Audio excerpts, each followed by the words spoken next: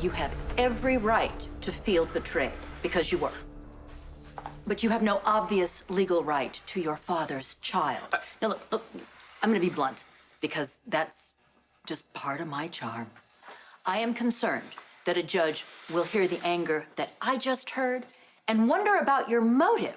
So I've got to ask you, what you're trying to do, is it in the best interest of the child, or are you seeking revenge against Nicholas and Esme? I don't care about my father and Esme. Although, yes, sticking it to my father would be the icing on the cake. And there it is again.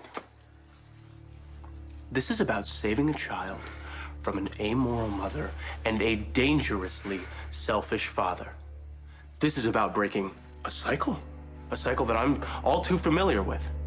When my father was not pretending that he was dead, he was choosing a woman over me.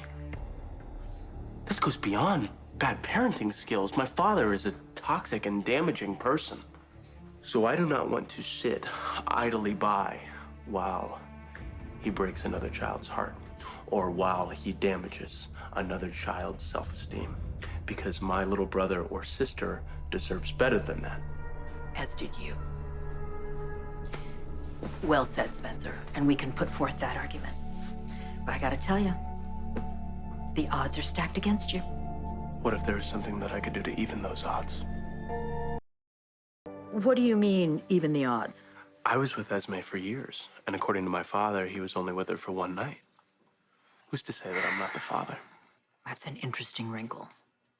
Look, obviously, I am always and only about presenting the best possible case for all of my clients. So if you tell me that you're the father, I will take that into court. But if you have even an inkling that a DNA test might prove otherwise, I'm not going to go down that road. I will not be party to fraud. So if that's what you're looking for, then you got to keep looking for another lawyer.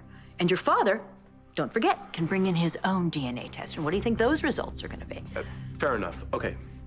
Miss Miller, what are my options? Well, here's my charming bluntness.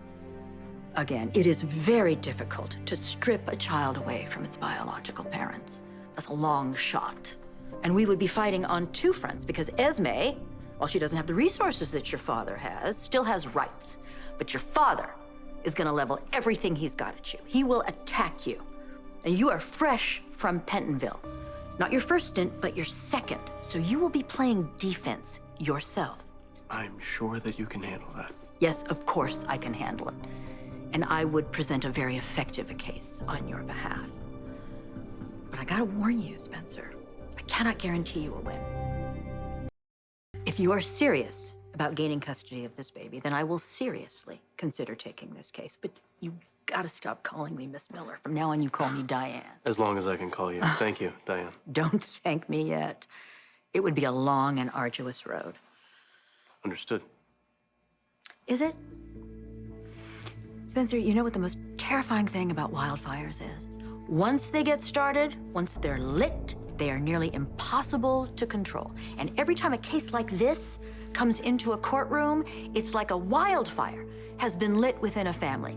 Look at Sonny and Michael, or more recently, look at Michael and Nina and Willow. I don't have much of a family, especially not where my father is concerned. Okay, but a decision like this will upend your young life. And it might impact every single one of your relationships. So before you call me again, I want you to think long and hard about how far you're willing to go. Because once this wildfire is lit, it's gonna rage with unforeseen consequences.